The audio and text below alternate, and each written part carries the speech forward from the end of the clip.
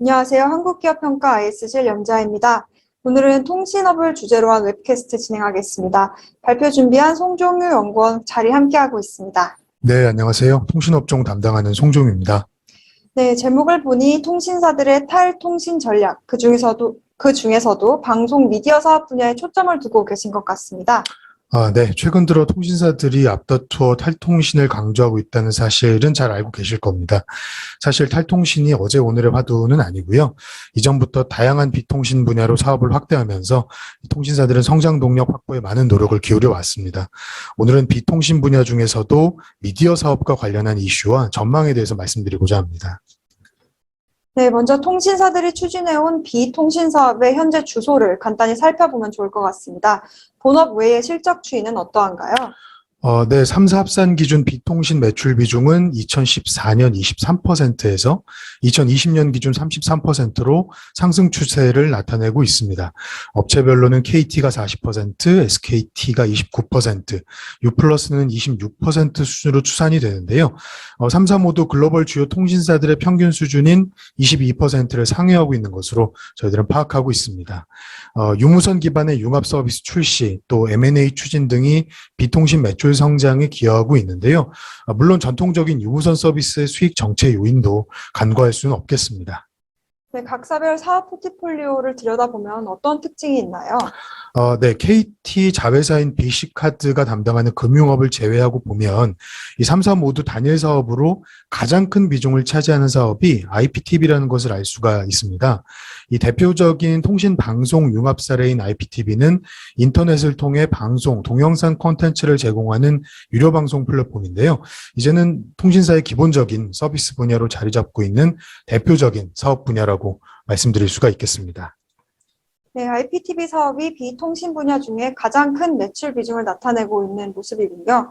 전체 방송 시장에서 IPTV 사업의 성과나 영향력은 어느 정도인가요? 네, IPTV 가입자는 2017년을 기점으로 유선 방송 가입자를 넘어섰고요. 2021년 3월 말 기준 가입자는 약 2천만 명에 근접을 했고 전체 가입자 점유율은 56%를 기록하는 등 유료 방송 플랫폼 시장의 입지를 꾸준히 확대해 가고 있습니다. 또 최근 1년의 유선 방송사 인수 합병과 같이 통신사 주도의 유료 방송 과점 경쟁 구도가 진행되고 있는데 이러한 추세는 더욱 강화되는 모습을 보이고 있다고 할 수가 있겠습니다. 네, 최근 탈통신 전략에 있어서 미디어 사업의 부문에 투자가 강조되고 있는 것은 가입자 기반이나 실적 면에서 IPTV 사업이 차지하는 중요성을 나타낸다고 볼 수 있을 것 같습니다. 네, 비통신 확장 전략의 중심에는 공통적으로 미디어 사업이 자리 잡고 있습니다. 이 무엇보다 OTT 성장 등 미디어 환경 변화에 대한 적극적인 대응이 필요하다는 점, 그리고 이 미디어 사업이 성장성과 또 시너지 창출 면에서 통신사들에게 중요도가 큰 사업 분야라는 점이 주된 배경이라고 할 수가 있겠습니다. 통신사들의 적극적인 미디어 사업 전략이 시장 환경 변화에 대한 고민과 또 위기의식을 담고 있다고 이해할 수 있을 것 같은데요. 구체적으로 미디어 시장이 어떻게 변화하고 있는지 좀 더 설명 부탁드립니다. 네, 특히 미디어 시장 트렌드 변화의 중심에는 OTT가 자리하고 있습니다. 다음 장에서는 OTT 시장의 현황과 전망에 대해서 간략하게 말씀드리고자 합니다. 네, 온라인 동영상 서비스 OTT라고 하면 자연스럽게 넷플릭스가 떠오릅니다. 넷플릭스를 포함해서 글로벌 OTT 시장의 주요 플레이어는 어떤 회사들이 있나요? 네, 말씀하신 것처럼 글로벌 OTT 시장은 2007년 온라인 스트리밍 서비스를 시작한 넷플릭스를 시초로 해서 꾸준히 성장을 해왔습니다. 2020년 말 총 가입자는 6억 명을 넘어섰고 2026년에 이르러서는 21억 명의 가입자를 확보할 것으로 예상되는 상황입니다. 가입자 규모에 있어서는 2억 명을 넘어선 넷플릭스가 가장 앞서 있고요. 아마존 프라임 비디오, 디즈니 플러스가 뒤를 추격하고 있는 모습입니다. 특히 디즈니 플러스는 2019년 4분기 시장에 진출한 후발주자였지만 단기간 내 가입자를 빠르게 확대해 가고 있는데요. 이것은 OTT 시장의 근본적인 경쟁력이 양질의 콘텐츠 제공 역량에 크게 좌우되고 있음을 시사하는 것으로도 해석될 수가 있겠습니다. 네, 글로벌 OTT 시장에 최근 두드러진 움직임이 있다면 어떤 게 있을지 궁금합니다. 네, 대규모 콘텐츠 투자 경쟁과 적극적인 해외 시장 진출 두 가지로 요약해 볼 수가 있겠습니다.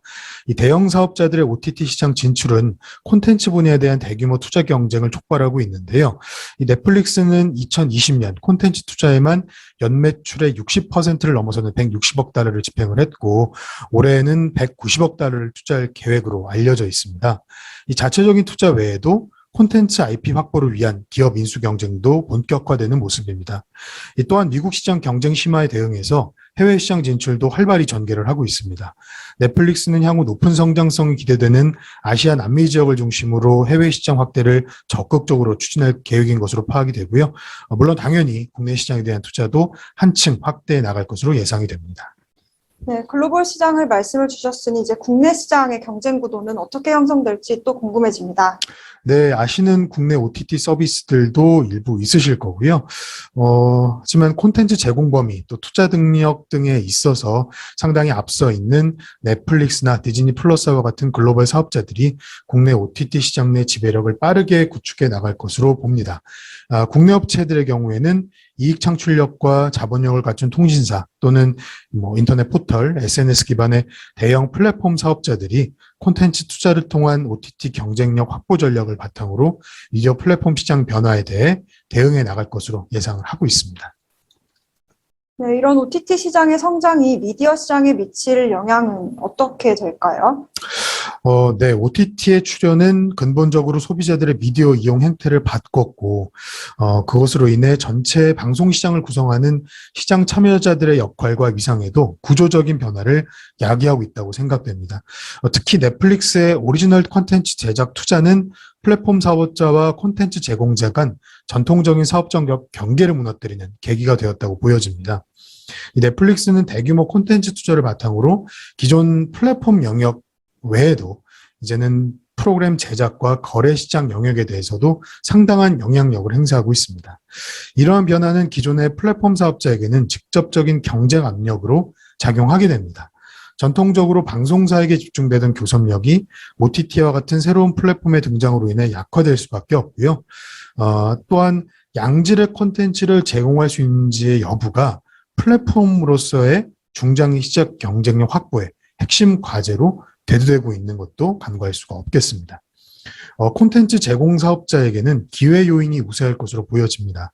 이 다양한 OTT 서비스 출시로 플랫폼 사업자가 확대되면서 해당 사업자들은 전통적인 방송 플랫폼에 의존하지 않고 다양한 콘텐츠 유통 경로를 확보하게 되었습니다. 특히 콘텐츠 제작사들은 협상력과 수익성 확보 면에서 긍정적인 효과가 나타날 것으로 예상이 되고요. 다만 자체 콘텐츠 제작 역량을 강화하기 위한 대형 플랫폼 사업자와의 경쟁이 점차 확대될 것으로 예상되는 점은 잠재적인 위험 요인이라고 볼 수도 있겠습니다. 네, 그럼 이제 통신업계로 돌아와서 미디어 시장 환경 변화가 통신사의 미디어 사업에 미칠 영향에 대해서 살펴볼 필요가 있겠습니다. 글로벌 OTT들의 공세가 본격화될 것이라고 말씀 주셨는데요. IPTV 가입자에는 어떤 영향이 있을지, 또 통신사들은 어떤 대응 전략을 구사할지 궁금합니다. 네, 우리나라 유료방송 요금은 선진국에 비해서 낮은 편이고 또 결합 상품으로 묶인 가입자 비율이 높기 때문에 OTT 이용률이 커진다고 IPTV 가입자가 단기간에 빠르게 축소되지는 않을 겁니다. 오히려 IPTV는 유선 방송 가입자를 꾸준히 흡수하면서 가입자 증가 추세를 당분 유지할 수 있을 것으로 봅니다. 2016년 넷플릭스의 국내 시장 진출 이후 U+와 KT가 순차적으로 사업 협력 관계를 맺은 바 있고요.